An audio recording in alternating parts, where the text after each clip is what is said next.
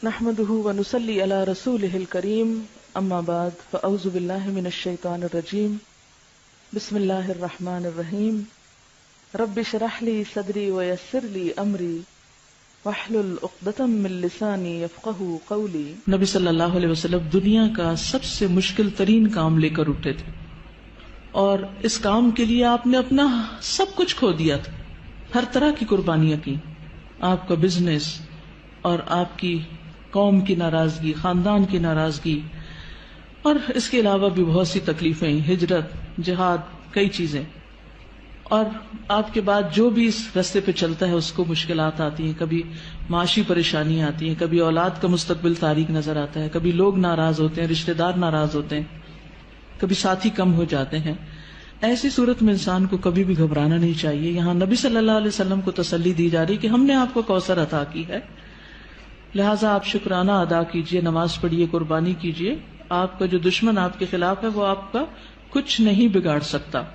حضرت انس رضی اللہ عنہ کہتے ہیں کہ آپ ہمارے درمیان مسجد میں تشریف فرما تھے کہ آپ پر ہلکی سی اونگ طاری ہو گئی، پھر آپ نے مسکراتے ہوئے سر مبارک اٹھایا تو ہم نے عرض کی کہ آپ کیوں مسکرا رہے ہیں؟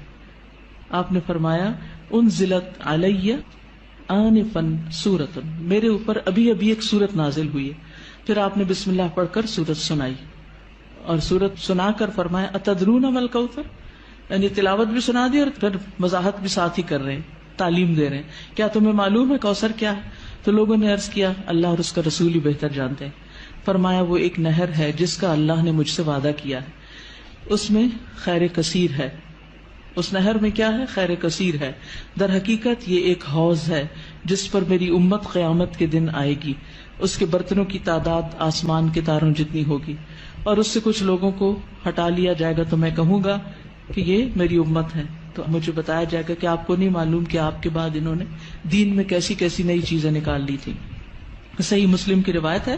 بہرحال سورت کا محور یہ ہے، مرکزی مضمون یہ ہے کہ آپ صلی اللہ علیہ وسلم پر نعمتوں کا ذکر ہے، آپ کے مقام کی فضیلت کا بیان ہے، اور اس کے بعد آپ کو کیا کرنا چاہیے اس نعمت اور فضیلت کو پا کر، اس کا ذکر ہے کہ آپ شکرانے کے طور پر اللہ کی عبادت کریں اور بندوں کے حقوق کا خیال رکھیں۔ اس میں ہم دیکھتے ہیں کہ پچھلی سورت میں 4 چیزوں کی بات تھی، یا 4 خاص باتیں تھی، جس میں سب سے پہلے تو بخل کا ذکر تھا کہ ایک شخص یتیم کی ضرورت پوری نہیں کرتا، مسکین کی نہیں کرتا، ان کو ذلیل کرتا ہے۔ دوسری چیز نماز میں غفلت کی بات تھی۔ تیسری چیز دکھاوے کی بات تھی۔ چوتھی چیز یمنعون الماعون، لوگوں سے خیر روکنے کی بات تھی۔ اس صورت میں 4 چیزوں کے کرنے کی بات ہے۔ سب سے پہلے بخل کے اپوزٹ کیا ہے؟ الکوثر، خیر کثیر، کہ اللہ سبحانہ وتعالیٰ نے آپ کو خیر کثیر عطا کی، خیر روکی نہیں آپ سے۔ نماز سے غفلت کا علاج کیا؟ فصلی، نماز پڑھو۔ پھر دکھاوے کا علاج کیا؟ لربک، اپنے رب کے لیے پڑھو۔ اور پھر یمنعون الماعون، اس کا اپوزٹ کیا؟ ونحر۔ جو شخص یہ کام کرے، کون کون سے؟ فصلی لربک ونحر، نماز بھی صحیح ادا کرے اور قربانی بھی کرے، صدقہ خیرات بھی کرے، اس کا دشمن سرنگوں ہو جاتا ہے، اس کا دشمن اس پہ غالب نہیں آ سکتا، اس کا دشمن اس کا کچھ بگاڑ نہیں سکتا۔ کبھی بھی آپ کو کسی سے خطرہ ہو، یہ 2 کام شروع کر دے، اللہ آپ کی حفاظت کرے گا۔ مشکلیں آتی اس لیے ہیں تاکہ ہم اپنے آپ کو سیدھا کریں، نمازیں اور اچھی کریں، اور اس کے ساتھ ساتھ بندوں کے حقوق کی طرف توجہ کریں، کہاں کمی ہو رہی، کسی کے ساتھ زیادتی تو نہیں کر رہے۔ تو آپ دیکھیں کہ کیسے مشکلات پر آسان ہوتی۔ آپ کے خلاف بولنے والے اور آپ کے بارے میں باتیں کرنے والے خود ہی خاموش ہو جائیں گے۔ اس صورت کا پس منظر یہ بھی بتایا جاتا ہے کہ جب آپ کے بیٹے قاسم کا انتقال ہوا اور یہ خبر ابو لہب تک پہنچی تو اس نے کیا کہا کہ محمد ابتر ہو گیا، اب ان کا نام نشان مٹ جائے گا، کوئی ان کا نام لینے والا نہیں۔ تو آپ کو تسلی دی جا رہی ہے کہ آپ فکر نہیں کریں، ناکام آپ کا دشمن ہی ہوگا، آپ کو اللہ نے خیر کثیر عطا کر دی۔ تفصیل دیکھتے ہیں۔ انا اعطیناک الکوثر، بے شک ہم نے عطا کی آپ کو الکوثر۔ انا سے مراد اللہ سبحانہ وتعالی، اعطینا ہم نے آپ کو عطا کی۔ عطا کیا ہوتی؟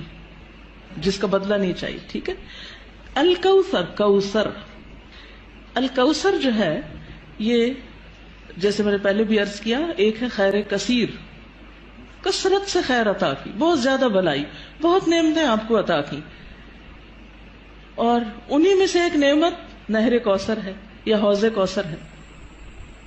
بعض کے خیال میں ایک ہی چیز ہے، بعض کے خیال میں دو ہیں۔ نہر جنت میں ہے، حوض عرصات یوم القیامہ میں ہے، یعنی حشر کے میدان میں ہے۔